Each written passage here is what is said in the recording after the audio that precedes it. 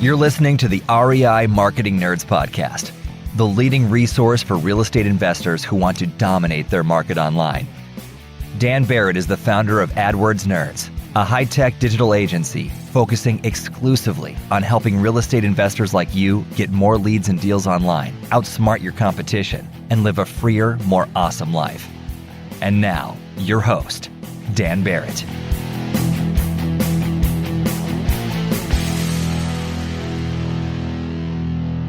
All right, I'm here with Andrew Newlon from ozarkshousebuyers.com. Andrew, how are you, man? What's going on? I'm doing great. How about yourself?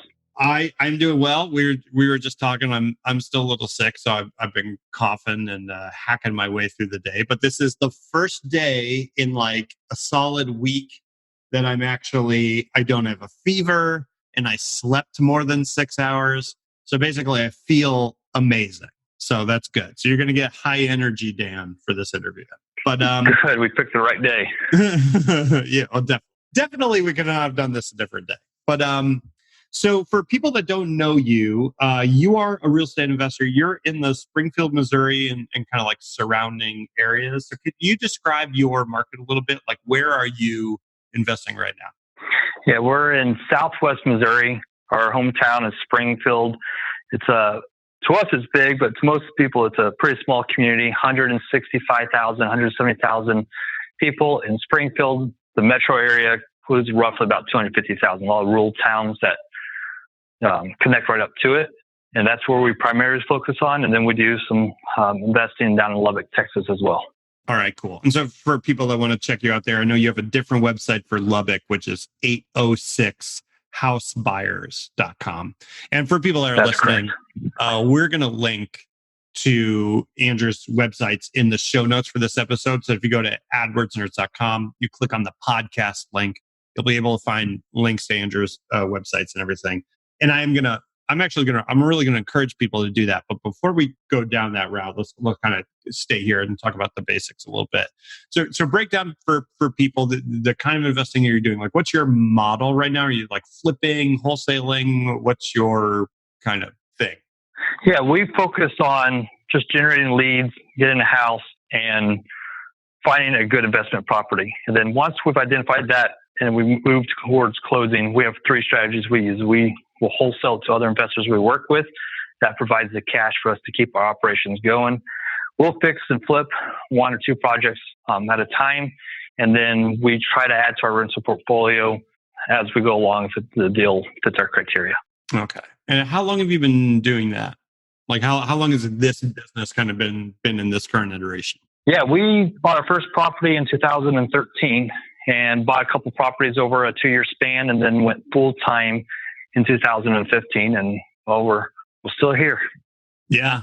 What were you doing before you were full time? I was in the Army Reserves. I was going to college and I was an apprentice electrician. Okay. All at the same time. Yeah. Well, that sounds like a lot of stuff to me. I don't know. I've never done any of those things, but that sounds like kind of a lot. So what made you jump into real estate at all? And it sounds like you had a lot of stuff going on. So like what got you into real estate investing? What was your gateway drug, if you want to call it that?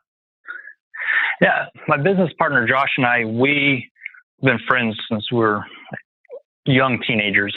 And we started working on a couple of our friends' parents owned some rental properties. So we began working on them for them during the summer, kind of side jobs. And we realized what they were doing with their financial future and what real estate was doing for them. And they kept saying, if we knew then what we know now, we would start at your age. And we just took that to heart. Like we just took action and said, we really don't know what this is. We don't know if we will truly enjoy it, but we like working on houses. So let's give it a shot. And so that's exactly what we did. We bought the first house and then got addicted after that. Wow, that's really amazing. Like, it's funny, literally, I was on a call before you and I started talking, and I was someone else who's running a marketing agency, and I was having this conversation with them, and I was saying like, if I could go back 2 years and like tell myself, XYZ, this is what I would say. And as I was talking about that, literally the thought I had in my mind is like, no one ever follows that advice. The advice where you're like, if I could only go back in time and do blah, like no one ever does that. And no one ever actually like does the thing. So you actually did it, which is pretty amazing. I mean, I think especially at a younger age, to kind of have that kind of like forward thinking mindset is pretty rare. Right. Yeah. I feel like we're lucky that we took action. Looking back, know kind of like how blind we were, but we just had the hustle and the determination to make it work no matter what. And we just stayed persistent and it just kept growing. We've never taken a step back. Yeah. I mean, I think that's really awesome. Are you still in business with that original partner? Yep. Awesome, man. That's super cool. So tell me a little bit about your market. So like you're in that kind of Springfield area. What is it competitive? Like, do you have a lot of investors around where you are?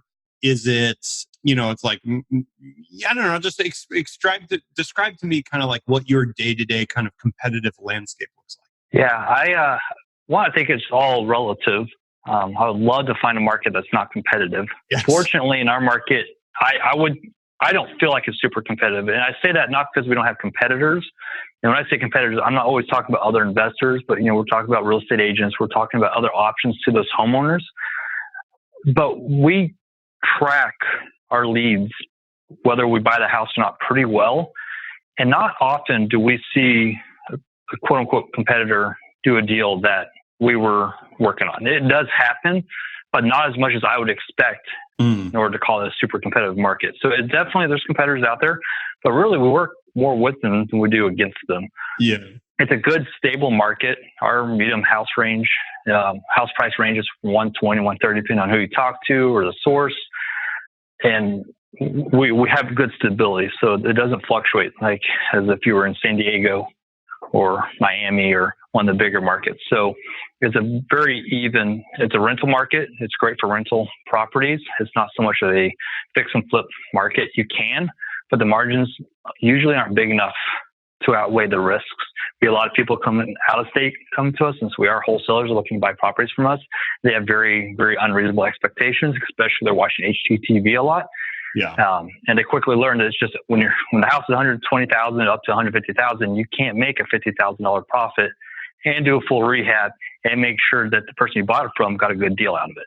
That's interesting. Do you feel like the whole HGTV thing, has that made it easier to work with people because they just have like a much deeper understanding, or like, I don't know if deeper is a good word for it, but they have more of an understanding of like what it is that is actually happening behind the scenes? Does that make it easier to do deals, or does that make it harder?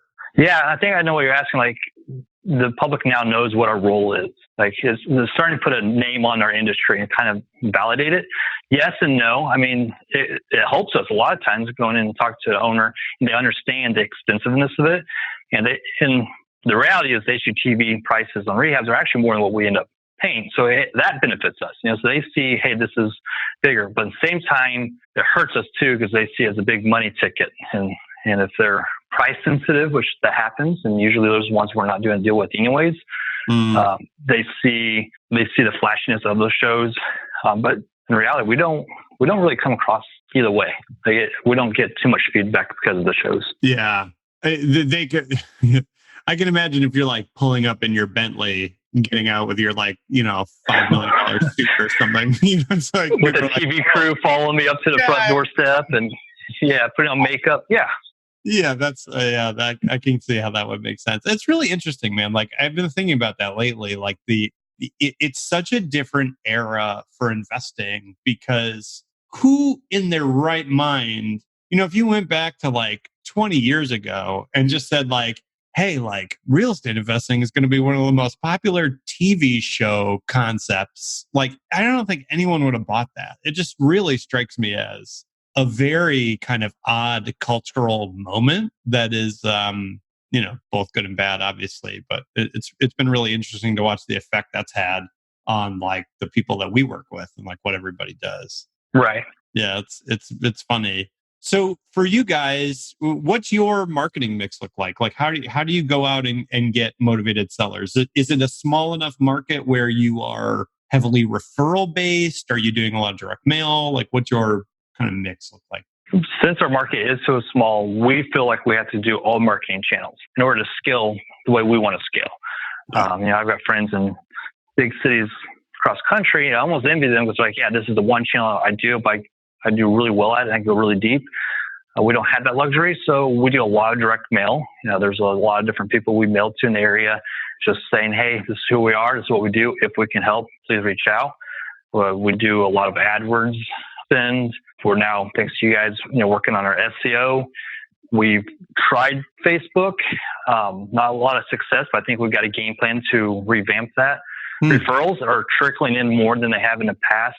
That's something we are trying to focus on, is become more of the professional home buyers in the area.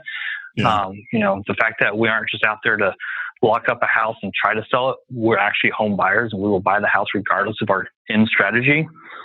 We do a lot of referrals out as well. So we're making good connections. Those are probably our key marketing channels. And then we have a ton of small ones that we're constantly trying, outbound calling. We used to be the horrible people putting out signs, realized that was just not worth the hassle. Yeah. So there's a ton of smaller ones we use. Yeah, it is interesting. You're saying like if you're in a smaller market, you really have to kind of hit on all cylinders because there's not any one channel that's going to be like, well, this channel produces like 500 deals a year or something like that. You know what I mean? It's right. Exactly. It's got to be kind of a bringing everything together, which we got to turn over every stone. Yeah. It's funny. So I said earlier, I wanted everyone to go check out your website, and you should. So if you are listening to this and, not if you're driving. If you're driving and you're listening to this, don't do this. But if you are listening to this, you're in a computer, you got your phone or whatever. The website is Ozarks House Buyers. So Ozarks with an S, House Buyers with an S.com.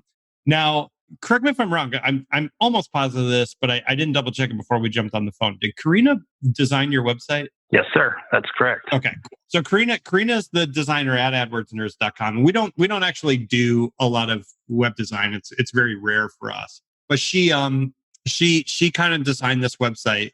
It is like my favorite investor website design I think I've ever seen. I really love it for a variety of reasons. So I definitely want everyone to go check it out. How big do you think online stuff is for you guys in general? Because like some markets, it's bigger than others. Is it like a big part of your strategy going forward? Or is it kind of like, well, it's like one arrow in the quiver of arrows? Where does it kind of fit for you guys? Without a doubt, last 12 months or so, it's become one of our main focus. So if I could focus on only two things in my business, it'd be direct mail and online presence. And I know online presence is pretty broad, but we're getting great at AdWords. I really like the people that reach out to us because they found us. I mean, they weren't solicited by us. And so those are the people that we truly tend to help better and more. Yeah. And then with the website, and Karina did an absolute amazing job. I kind of gave her an idea of what I was looking for, but she said, just do it. And then she gave us that concept. We tweaked it a little bit and it turned out exactly what I had imagined. And I get great feedback almost on a daily basis by it. But one thing we've also heard, we pay really close attention when we're talking to leads and people that reach out to us is consistently how we present ourselves to the public. We're not hiding behind a name. We're right there. Our face is there. Our name is there. Our phone number is there. We have a ton of reviews on different platforms. We're real, and we try to be as real as possible. And it's very clear when you land on our page what to expect from us as well. Yeah. And we're not pushy. It's like, this is the services we have. This is who we are. So by the time someone calls us, they feel comfortable. So yeah, I think from a lead generation standpoint, it's a huge focus of ours, but the credibility and setting the stage for, a good close if it's needed, helps as well. Are you an investor who wants to dominate your local market? Do you want more leads and deals online? Then download your copy of the Motivated Seller Blueprint, absolutely free at www.adwordsnerds.com/gift. What are you waiting for? Go to www.adwordsnerds.com/gift right now to get your copy of the Motivated Seller Blueprint. You hit on two. It's really even just one massive thing, and this is something I've harped on this show before, but I want to say it again because I think it's really critical. And I think, just like you said, you guys do a really good job of this. Your faces are on the website. Your names are on the website. There are so many real estate investor sites that you go to, and if you want to call them, you have no idea who you're calling. Like none. You don't know what their name is. You don't know anything about them. And I think it creates this very real like anxiety barrier for a potential seller to reach out to an investor. And it's like, you can just look at the website, you see everybody's faces, you know what you guys look like. I think you've done a great job of that. The other thing that I want people to definitely, like I said, it's ozarkshousebuyers.com is the website. Go to this website and check out what they've done here. It's really, really good. You guys have done such a good job of highlighting reviews and highlighting Facebook reviews, Google reviews, video reviews. Reviews and testimonials from sellers are one of the biggest selling points of any real estate investor website. They make such a huge difference. And so few investors dedicate the time to actually getting them. So like, do you guys have like a process or a system for going about requesting reviews or like getting videos with your sellers? Do you guys go about that like in a deliberate way? How do you do that? Yes. It's literally part of our closing checklist. So our sales guy, when he closes the house with the sellers, he's asked every single time, hey, it'd really help us out if I can take a really quick video. And I actually have to admit, I've got a ton of videos I've not even uploaded onto the website yet. So it looks good already, but I still have so much more content to put on there. And so he does that every single time closing. Usually we get, I'd say about 30 to 40% of the time we get a video. The other percent of the time it's a good reason why not, because most people are buying houses from are in a difficult situation. Right. And so they don't want to broadcast it. And we completely respect that. And then once the file closed and our lead manager is going through that file, closing everything out, loading up documents, she always reaches back out to the seller to thank them and make sure that we've covered all of our bases. And then also ask, hey, if it's appropriate, would you leave us a review at one of these 3 sites every single time? I mean, I think that's so huge. It's like you just said, right? Like you're not forcing this down people's throats, but you're asking. And just asking is it's this huge step.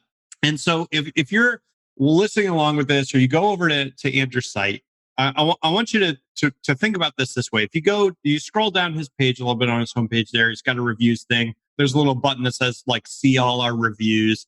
And they got a reviews page. And their reviews page does this thing. And this is what I would give as a goal to any real estate investor that's listening to this. If you go to this page, you can scroll down a couple different times before you get to the bottom of their reviews page. It's just filled with good reviews and testimonials. And there's this really huge psychological effect of the scroll. I think most people are actually not going to read and watch every testimonial.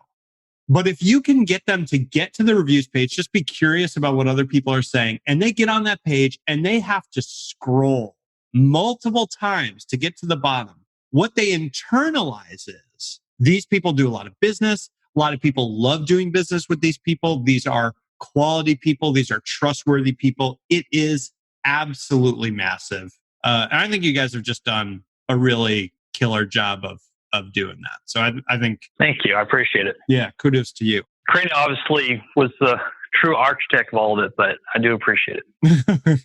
So I'm curious to just a sort of random question. So you guys have the chat window on your website as well, a little thing that pops up and says like, hey, how are you doing? Yes. Do you guys get a lot of inquiries through that thing or not necessarily? We do. I think we've had that for only 3 to 4 weeks.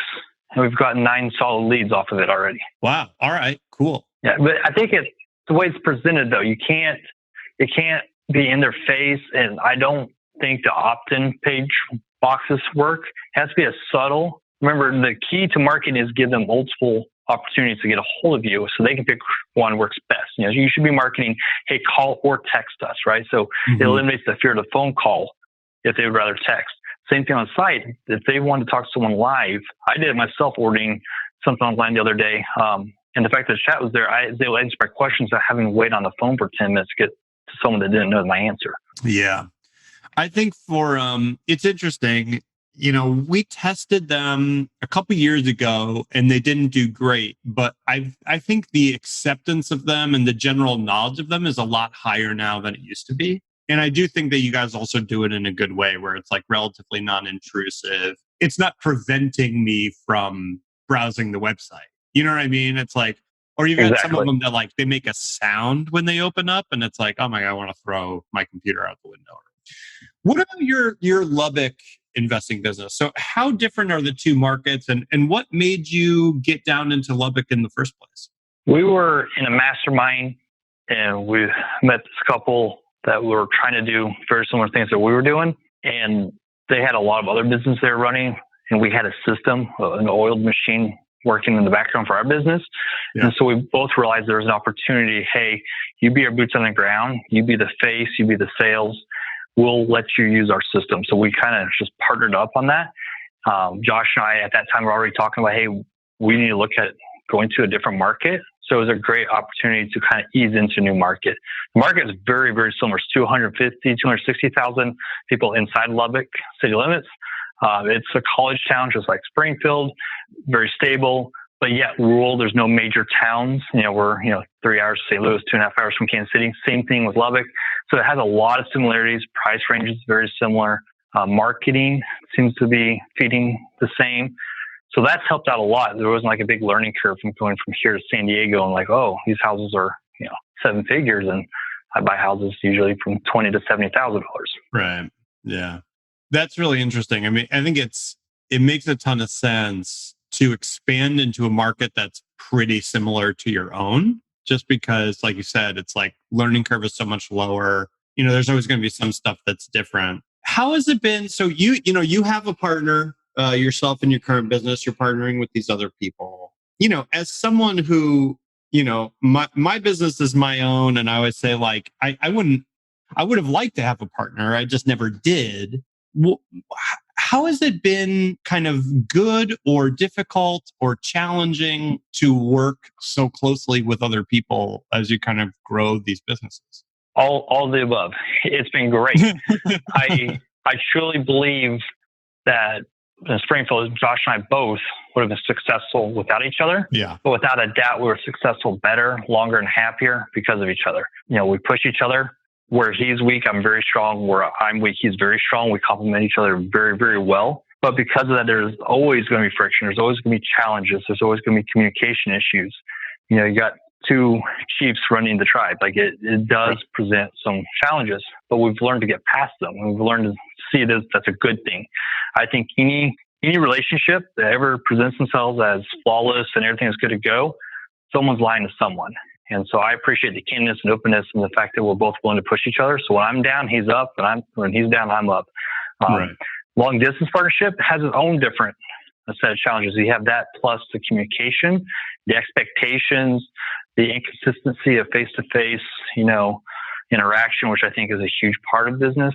So it's definitely challenging, but I think the name of the game nowadays, since all the information's out there, everyone knows what to do to succeed in life, period, more or less in business and real estate, is how do you get there quicker? And leveraging other people's weaknesses and strengths and their knowledge and systems is one of the biggest key parts to that. So when you were first getting started, right, you first getting that advice about, what I would have done if I knew what I knew now, did you know that your partner kind of complimented you in that way, or was that essentially like a lucky accident? It was an accident. Absolutely. We were just really good friends. And we're like, hey, you know how to work in houses. I'm really good with business and sales. Yeah. Let's do this. And it was just over time that we really learned about each other. And I was 25, he was 22. So we were still relatively young in life period. So we didn't know much about ourselves.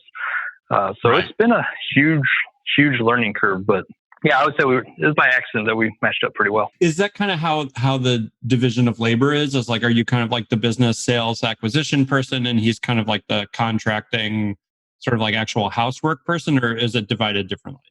Nope, absolutely. That's what it is. I take us from the first 50 yards. He takes us to the back 50 yards. So I work with the marketing, the sales team, the acquisition, all up to contract. And then he takes it over, executes the proper strategy. And if it includes the construction, he runs construction. All right, cool. It's so funny, man. It's like, you do a lot of these, you start to see patterns. And I think the successful businesses where the partnerships that really work well, there's almost always that really stark separation of like responsibilities, where it's like, you do this part, I do this part. And I think it's where it meshes and overlaps is where a lot of the problems end up happening. And you get people who are like, right. Oh, we're both 50-50. We both do everything. That seems like kind of like a recipe for a disaster. Well, it creates horrible communication, and then there's no responsibility, and there's so much confusion on what's being done, and it's not efficient at all. I think, I can go back over the last several years and kind of like benchmark where we took another step forward. And one of those benchmarks is when we both stopped going to appointments together. Because why were we both spending an hour and a half looking at a house when only one of us needed to? Right. And so we were able to scale that away. So if you're doing everything together, that's the first thing I would do is just, hey, how about you do this, I do that. And then once we start giving each other our own buckets of the company to focus on and own responsibility, we stopped getting in each other's way. We didn't have to get each other's permission, cleaned up communication and responsibility. So we all owned our own little thing. And that's what we focused on. It kind of like the secret ingredient to that is trust, right? Because if you're going to let go of the back half of your business, you've got to trust that other person has got your back, right? So it's like you guys had that trust there, and it's kind of what allows you to specialize and be the best at your part of the business. That's correct. So what's your plan? Like, let's think kind of like long term. What do you guys want to do with this? Is this kind of a business where you're like, hey, we're going to grow it, we're going to keep it kind of where it's at? Is it something that you're really trying to scale? I know you guys were saying like you've got a really powerful system in place, and it sounds like, like every investor that's really crushing it, you guys are systems oriented. So what's the kind of long-term vision for Ozarks House Buyers? There's going to be a transition. So we're on a cash-heavy phase, and I think that's typical for newer, younger teams or investors out there. So we've got our system down. We know how to make operations work. We know how to bring in deals and pay the bills. So we will, within the next 12 months, start transition to more of a hold operation. So we won't take away from it. So we've built an operation. We have a team. I love sales. I love managing. I love directing and leading. So that will always be my puppy. I always grow that as big as we can get it. But the end goal is to be passively free. And I think that's very common. Right. I'm not going to be able to do that running a sales team, crushing deals every month. So we will transition to we're preparing for a future. What that looks like specifically, we have a hard time putting a name on it because it changes and the market changes. So I don't want to limit ourselves, but definitely multifamily. We're attracted to self-storage units and mobile home parks as well. But large items that's going to provide the cash flow that truly is going to get us to where we want to be in life. Yeah. I mean, it sounds amazing, man. I think you're right. It's like, it's so much work to grow a business from 0 to 1, right? It's so much work to go from nothing to something, especially something that's stable. And having that kind of passive aspect of that, and it's just such a big force multiplier, because then you're really free to do anything, right? If that business runs without you and you're providing cash flow, and then you only have to do the thing that you really want to do. And that's a really, really powerful place to be. It creates that time and that room for creativity, because then you can start thinking elsewhere. We're all stuck in I have to do this, but when you remove yourself from that, then your time is now freed up to be creative, to build and scale or go into something else that you want to do. Yeah. And that's when you really break open interesting parts of the market, right? You start to see new ideas, new models emerge. And there's a ton of room for that, I think, in investing. So that's super, super exciting. For people that want to learn more about you guys and what you're doing, where should they find you online? Yeah, they can go to ozarkshousebuyers.com, our website. If they're in the Texas market, they can go to 806housebuyers.com as well. We're on Facebook. You can look up Ozarks House Buyers on our Facebook page, or you can just look me up, Andrew Newlon, Newlon. As well. Reach out to us. We'll gladly help anyone we possibly can. All right, cool. And I will definitely link to both websites, the Facebook page, and I'll link to Andrew if that's cool. I'll link to your Facebook as well so people can find you. And yeah, man, this was an absolute pleasure. I really enjoyed it, getting to know a little bit more about you and what you guys are doing. And again, if you guys are listening to this, if you're an investor and you want to see someone who's done a killer job on their online presence, and I really mean that, definitely go check out ozarkshousebuyers.com. I highly recommend it. Andrew, thank you so much for coming on, man. It was my pleasure, and thank you so much for being on the show. Thank you, Dan. I appreciate your time and your team. All right. Cheers.